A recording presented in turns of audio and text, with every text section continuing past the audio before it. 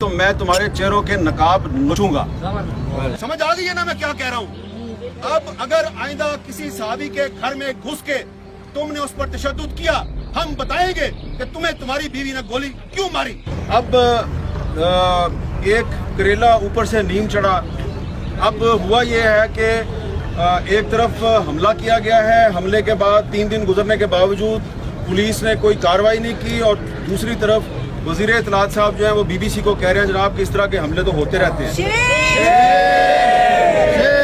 तो अब हमें जो है ना एक लाउड मैसेज देने की ज़रूरत है।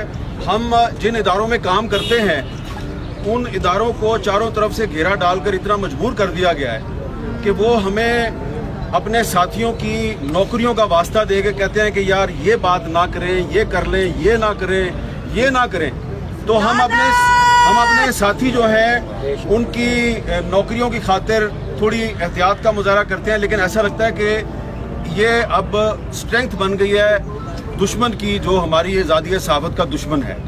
लिहाजा मैं सिर्फ अपनी बात कर रहा हूँ कि मुझे लग रहा है कि ये जो नौकरी है मेरी, ये मेरे पाँव की जंजीर बन रही है और मैं कुछ बातें नहीं कह सकता। लिहाजा आज के दिन से मैं आहिस्ता आहिस्ता कुछ बातें कहनी शुरू करूँगा, और जिसने मुझे नौकरी से निकलवाना है वो नौकरी से निकलवा दे, क्योंकि नौकरी से निकालेगा तो मुझे आज़ादी मिलेगी। मुझे आज़ादी मिलेगी तो मैं तुम्हारे चेहरों के नकाब नोचूंगा। ये आपको शायद लग रहा हो कि मुझे तुम गुस्सा चढ़ा हुआ है, मुझे कोई गुस्सा नहीं चढ़ा हुआ। गुस्सा इसलिए नहीं चढ़ा हुआ कि ये जो नौजवान मेरे साथ खड़ा है, पहले आपने इसको मारा, इसके घर में घुस के मारा, और फिर आपने एक दूसरे को टेलीफोन कॉलें की और पर्सनल मीटिंग्स में कहा हमने घर में घुस के मारा।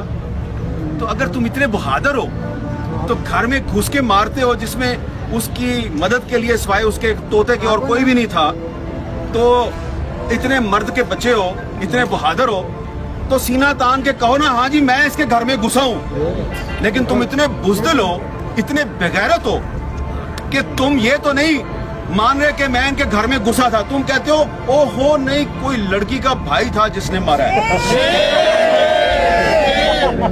तो क्योंकि एक बहुत बेगैरत और बुज़दिल दुश्मन से वास्ता पड़ा है, तो इसलिए वो समझता है कि मेरा पता नहीं चलेगा, मैं नामालूम हूँ। तुम कोई नामालूम नहीं हो, तुम्हारा पता है मैं तुम कौन हो। जो भाई था वो इसका भी भाई नहीं, लड़की के भाई का नहीं पता मुझे, लड़की की माँ का पता है, उसका नाम जनरल रानी है। लड़की की माँ का नाम है जनरल रानी, जिसका डायरेक्ट ताल्लुक होता है chief of the army staff के साथ।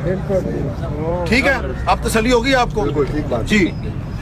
तो ये भी एक झलकी आपको बता दिया है कि और भी जनरल रानी है, उनका भी नाम बताएंगे हम। पॉलिटिकल असाइलम तो तुम्हारे बाप परवेज मुशर्रफ ने लिया, जो चूहे की तरह इस मुल्क को छोड़ के भाग गया। इसके बैंक अकाउंट्स चेक करवाओ, असद तूर के बैंक अकाउंट्स चेक करवाओ, और परवेज मुशर्रफ के बैंक अकाउंट्स भी चेक करवाओ। पता चल जाएगा कि गैर मुल्की ताकतों से फंडिंग किसको मिलती है।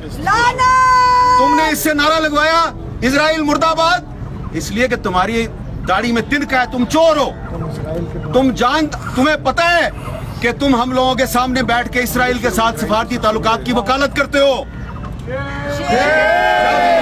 जब तुम लोग पाकिस्तान के मीडिया को इजराइल के हक में एक नैरेटिव बनाने में नाकाम हो जाते हो, तुम देखते हो ये मीडिया तो हर वक्त इजराइल की मुखालफत ही करता रहता है, तुम्हें इस पे बड़ा गुस्सा आता है। तुम फिर कभी मतीउल्लाह जान को उठा लेते हो, कभी अबसार आलम को गोलियां मारते हो, कभी असद तूर को उठा के घर में घुस के मारते हो। फिर तुम्हारा एक और भी प्रॉब्लम है, तुम कहते हो जी हमारे टैंकों को जंग लग गया, हम लड़ नहीं सकते, इंडिया से दोस्ती कर लो।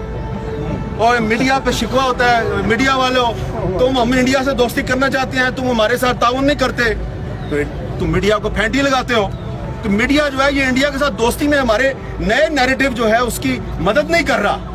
तो इजराइल के मामले पर और इंडिया के मामले पर ये मीडिया जो है ये उस नैरेटिव पे खड़ा है जो पाकिस्तान के अवाम का नैरेटिव है, जो कायदे आज़म मोहम्मद अली जिन्ना का नैरेटिव है। हम उसी नैरेटिव पे खड़े रहेंगे।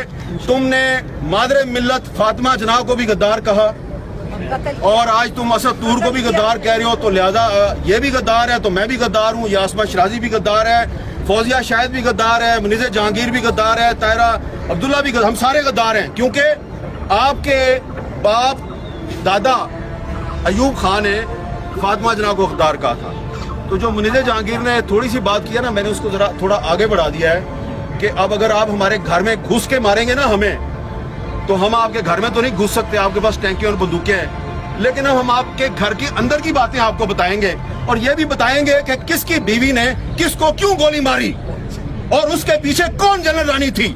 समझ आ गई है ना मैं क्या कह रहा हूँ? अब अगर आइंदा किसी सहाबी के घर में घुस के तुमने उस पर तशद्दुद किया, हम बताएंगे कि तुम्हें तुम्हारी बीवी ने गोली क्यों मारी। बस इतना ही बताना था। Thank you very much.